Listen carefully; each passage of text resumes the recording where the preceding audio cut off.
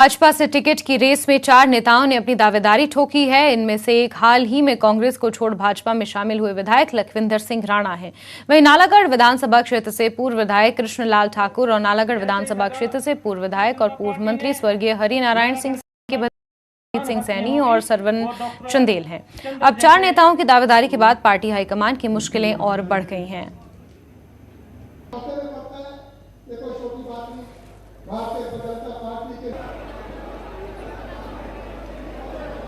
देश में भारतीय जनता पार्टी तालमेल बिठा रही है और जब इतना बड़ा परिवार हो, भारतीय जनता पार्टी विश्व की सबसे बड़ी पार्टी है, तो स्वाभाविक तौर पे छोटी मोटी घटनाएं होती रहती हैं। छोटा मोटा मनमुटाव जो परिवार में होता रहता है, सबसे बैठ के बातचीत करेंगे और एक समुचित हल निकालेंगे। अगर पार्टी हमारे को विश्वास दिलाती है तो मैं पार्टी को भी विश्वास दिलाना चाहता हूँ कि जो पूरी मेहनत से, परिश्रम से सबको साथ लेकर, सभी कार्यकर्ताओं को साथ लेकर, सभी नेताओं को साथ लेकर पूरे एकजुट होकर हम पार्टी की सेवा करने के लिए तैयार हैं। जो भी पार्टी जिम्मेवारी लगाएगी उसके लिए बिल्कुल बखूबी निभाएंगे, बखूबी तैयार हैं। पार्टी का जो भी निर्णय होगा वो सारी जनता के बीच में हमारे को मानने भी होगा।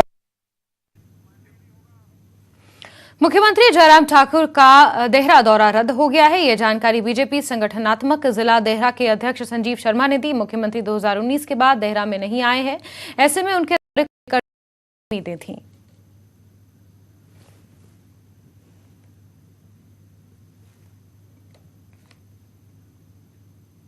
मैं आपको बताना चाह रहा हूं कि मुख्यमंत्री जी का जो देहरा का दौरा है 7 तारीख को होना था, उसकी सारी तैयारियां मुकम्मल थी, सारा कुछ संपूर्ण हो गया था। कल हम एसडीएम साहब के यहाँ बैठे थे और हमने फिर कुंदलीहार में स्पॉट भी विजिट किया। एसडीएम साहब, डीएसपी साहब और पूरा प्रशासन वहाँ था। लेकिन आज सुबह फ़ोन आया कि मुख्यमंत्री जी का दौरा जो है वो किन्हीं कारणों से स्थगित कर दिया गया और उसकी अब फर्दर अगली डेट आएगी। वो दौरा स्थगित हो गया। ओल्ड पेंशन बहाली कर्मचारियों का आंदोलन अब हर जिले में किया जा रहा है। वहीं सोलन में कर्मचारियों के क्रमिक अनशन के तीसरे दिन ढांडड़ा ब्लॉक में के कर्मचारियों ने भाग लिया। बता दें कि पुराने उपायुक्त कार्यालय के बाहर चल रहे इस अनशन में रोजाना 4 से 5 लोगों को बैठने का ऐलान कर्मचारी संघ ने किया है। वहीं मंगलवार को तीसरे दिन धरने पर बैठे कड़ांघाट ब्लॉक के अध्यक्ष देशराज ने बताया कि वो लगातार 5 से 7 सालों से अपनी मांगों को लेकर संघर्ष कर रहे हैं और आगे भी वो इस तरह संघर्ष जारी रखेंगे तब तक कि सरकार उनकी मांगे नहीं मान लेती।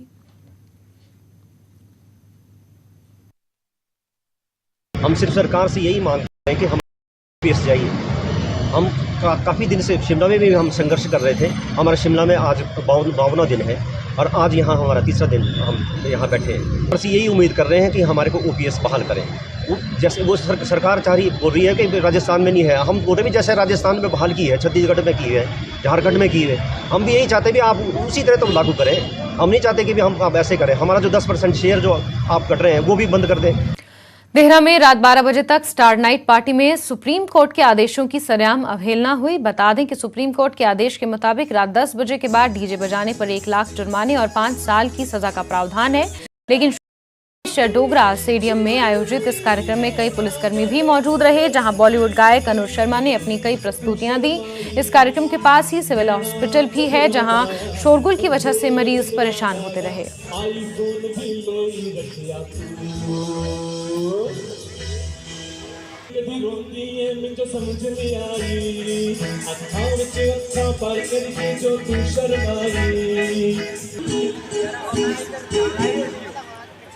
अच्छा, एक गाना बहुत हिट हुआ था, आपने ट्यून से पहचान लिया होगा।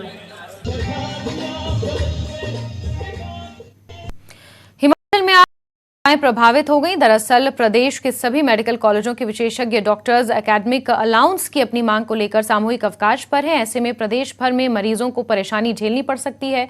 डॉक्टरों के सामूहिक अवकाश पर जाने से स्वास्थ्य सेवाओं पर असर पड़ा है और अपॉइंटमेंट कैंसिल करने पड़े। बता दें कि प्रदेश में 6 मेडिकल कॉलेज हैं। इनमें से आईजीएमसी शिमला, नाहन, टांडा, नेरचौक, चंबा और हमीरपुर कॉलेज शामिल हैं और इनमें तैनात विशेषज्ञ डॉक्टरों की संख्या 500 से ज्यादा है। इन डॉक्टरों ने बीते शनिवार को भी काले बिल्ले लगाकर काम किया था।